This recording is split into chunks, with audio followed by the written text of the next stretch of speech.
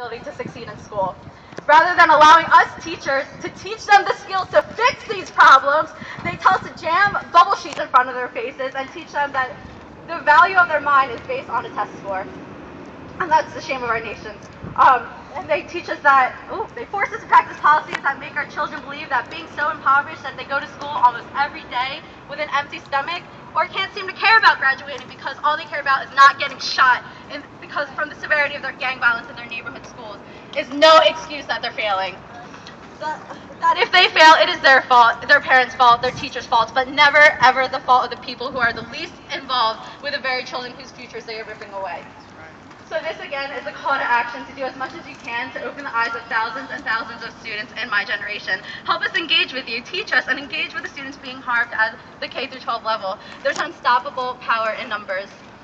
The more eyes that are open, the more potential we have for people to join us in this struggle to protect the civil right of a quality education and the teaching profession, and most importantly, the children of our country. Thank you. Yeah.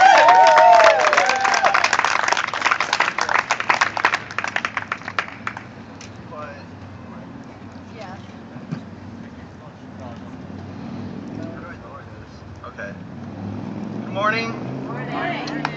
My name is 39407957. Obviously, that's not my real name. But I address myself using my Chicago Public Schools identification number because, unfortunately, that is how students just like me are recognized by this here Department of Education. That's how they see us, the students. We're merely a number, whether it's an ACT score, an SAT score, a GPA, or some worthless high-stakes test score. Student voices have been persistently shut out, and we will not stand for this. We're here to change this. My actual name is Israel Munoz.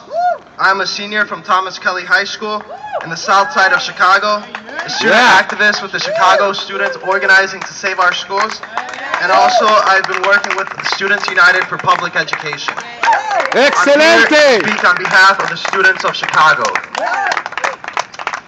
Now, as many of us may know, the largest school closings in U.S. history are staged to take place this year in Chicago. 54 elementary schools have been targeted to be closed. 11 schools are intended to be merged. This is to say that 2 or more schools will be occupying a single building, and a total of 61 schools will be shut down. 61 buildings will be shut down. All of these school closings are in low-income minority neighborhoods, mostly of African American and Hispanic and Latinos. They are shutting down public education where it is needed the most. Is that right? No! As a result of these school closings, young students will now have to cross some of the deadliest gang tories in the U.S. just to get to school. This will inevitably lead to violence against students, and in unfortunate cases, this will lead students into death. This is genocide. Our education is dying. Our students will be dying. Mayor Rahm Emanuel and Barbara Byrd Bennett, open your eyes. Your method of bettering our education involves putting us, the students, in crosshairs. It is estimated that 30,000 elementary school students will be directly affected. In reality, every CPS student is affected by these ill-fated policies because it has been done without the consent of parents and without the consent of the students. Students in receiving schools are affected by forcing students from oftentimes rival neighborhoods into overcrowded schools with classroom sizes of 40 students. The problems that arise in these affected elementary schools, whether it is violence or academic deterioration, will inevitably be carried into high schools as well. This is not a healthy policy. This is unacceptable. These school closings are said to be unnecessary action because of a $1 billion deficit that Chicago Public Schools is facing, as well as underutilization. The truth of the matter is that these underutilized schools are the ones that have been neglected by CPS and the Board of Ed.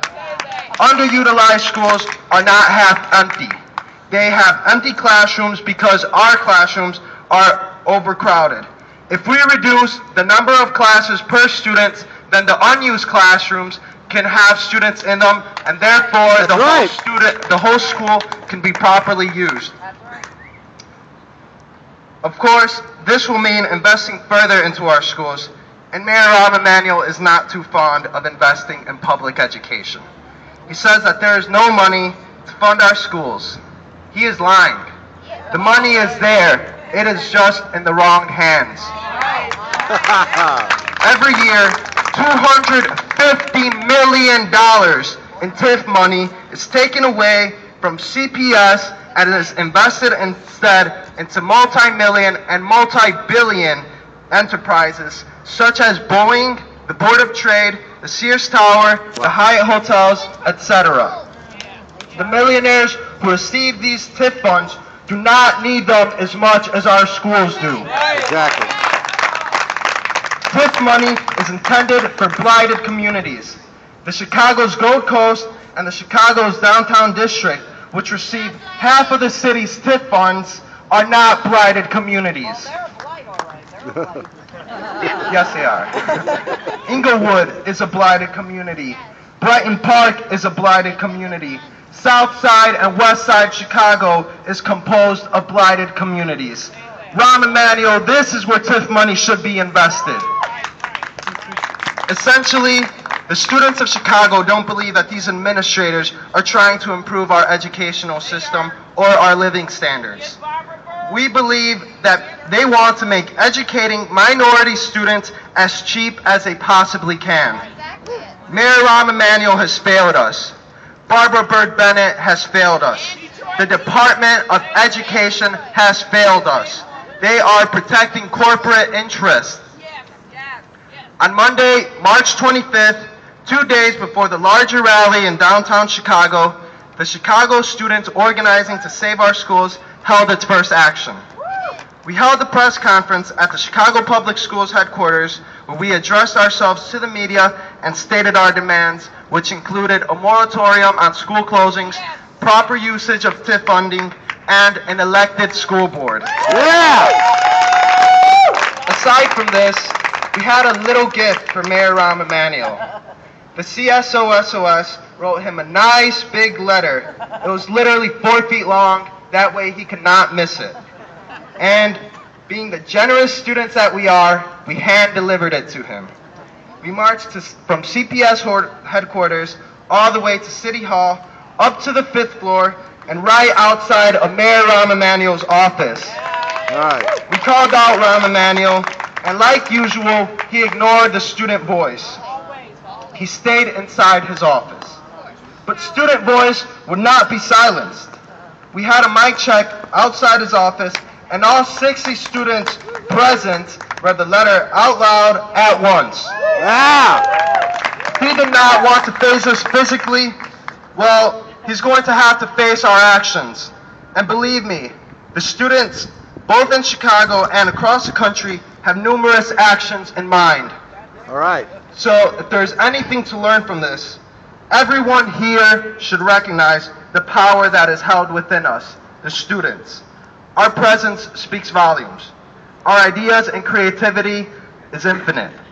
And it is we who should be at the forefront of this movement. Thank you.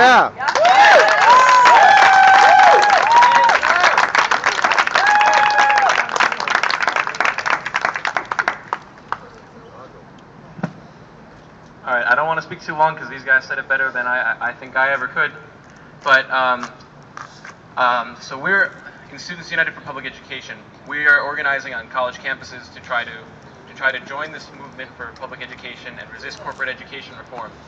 And so I'm a student at Columbia University, and I feel like we're kind of in a we're about to come into this world of high stakes testing and